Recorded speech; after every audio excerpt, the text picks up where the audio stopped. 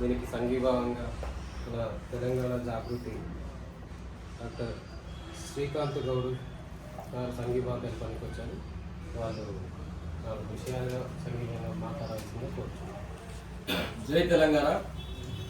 ఈరోజు ఏదైతే రాష్ట్ర ప్రభుత్వం ప్రజాప్రభుత్వం అని చెప్పేసి అధికారంలోకి వచ్చేసి ప్రజలను భక్షించే విధంగా ప్రజల యొక్క రాజ్యాంగ హక్కులు ఏదైతే ఉన్నాయో ఆ రాజ్యాంగ హక్కులు అన్నిటి కూడా కాలరాసే విధంగా ఒక భయానకరమైన ఒక భీతికరమైనటువంటి పరిపాలన కొనసాగిస్తుంటే ఒకవైపున తెలంగాణ జాగృతి అధ్యక్షురాలు శ్రీమతి కల్వకుంట్ల కవితక్క, ఒకవైపున ఈ యొక్క బీసీ ఎస్సీ ఎస్టీ మైనార్టీ వర్గాల కోసం అణగారిన వర్గాల కోసం వాళ్ళ యొక్క ధిక్కార స్వరమై కదులుతున్నటువంటి డాక్టర్ విశారదన్ మహారాజ్ గారు ఒకవైపు, ఈ రోజు ఇది ఒక ఖమ్మం సంబంధించినటువంటి వెలుగుమట్ల సంబంధించినటువంటి సమస్యగానే దీన్ని చూడకుండా ఇలా రాష్ట్ర వ్యాప్తంగా ఏదైతే హైడ్రా సంబంధించినటువంటి చర్యలకు ఉపక్రమించి పేద మధ్యతరగతి కుటుంబాలు, బడుగు బలైన వర్గాల కుటుంబాలు, అణగారిన వర్గాలకు సంబంధించినటువంటి అడ్డి విడిచే విధంగా ఈ యొక్క ప్రభుత్వం చేస్తున్నటువంటి తీరును ఈ రోజు ప్రశ్నించే విధంగా ఇది ఒక రాష్ట్ర వ్యాప్త ఉద్యమంగా ఈ రోజు శ్రీకారం చుట్టుకొని ప్రజల ముందు ఉన్నది.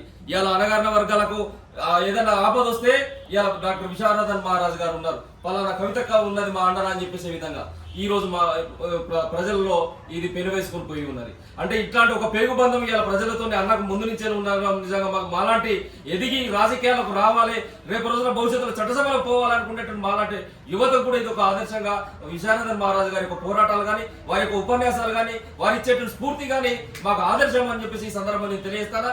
ఏదైతే వెలుగుమట్లతో పాటు ఇదే హైదరాబాద్ ప్రాంతంలో ఉండబడేటువంటి మన కుతుబుల్లాపూర్ అయితేనేమి, గాజుల రామారం అయితేనేమి, మొన్న బాజ్పేయిలో కూడా ఈ యొక్క ప్రజలను మొత్తం కూడా భీతికరమైనటువంటి వాతావరణాన్ని సృష్టిస్తున్నారు.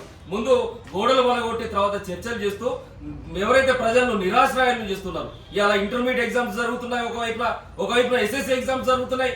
ఇలా పిల్లలకు కనీసం చదువుకునేటువంటి ఒక వాతావరణం కూడా ఇవ్వకుండా తీసుకుపోయి ఈ రోజు బందరదొడ్లో వేసినట్టుగా దాంట్లో పంపించేసి కనీసం వాళ్ళకు ఒక హెల్త్ క్యాంప్ అనేటువంటి లేకుండా, ఒక మంచి ఆహారం ఇచ్చేటువంటి విధంగా లేకుండా, కనీసం ఎట్లాంటి సౌకర్యాలు కూడా సమకూర్చకుండా నిరంకుశంగా రేవంత్ రెడ్డి అరాచక ప్రభుత్వం ఏదైతే ఉందో ఈ అరాచక ప్రభుత్వం యొక్క మెడలు వంచే విధంగా అన్నగారు చేస్తున్నటువంటి దీక్ష కానీ, అక్కడ కవితక్క గారు చేస్తున్నటువంటి దీక్ష కానీ, తెలంగాణ జాగృతి మొత్తం కూడా సంబంధ తెలంగాణ జాగృతి వర్గాలందరూ కూడా మేము మద్దతుగా నిలబడ్డాం.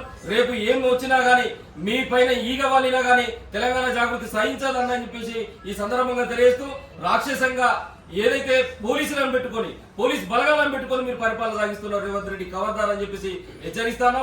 అదే విధంగా మీరు ఒక ఇల్లును పడగొడితే కేవలం గోడలు కూలిపోయినాయి అనుకుంటున్నారు, కానీ గోడలు కాదు కూలిపోయేది, ఒక కుటుంబం కూలిపోతుంది, ఒక జీవితం కూలిపోతుంది, ఆ ఇంటిలో ఉండబడే పిల్లల భవిష్యత్తు కూలిపోతుంది అనేటువంటిది ఈ రోజు తెలుసుకోకుండా ఈ యొక్క మీరు ఏదైతే చర్యలకు ఉపక్రమిస్తున్నారో దాన్ని తీవ్రంగా తెలంగాణ జాగృతి పక్షాన మేము ఖండిస్తున్నాం.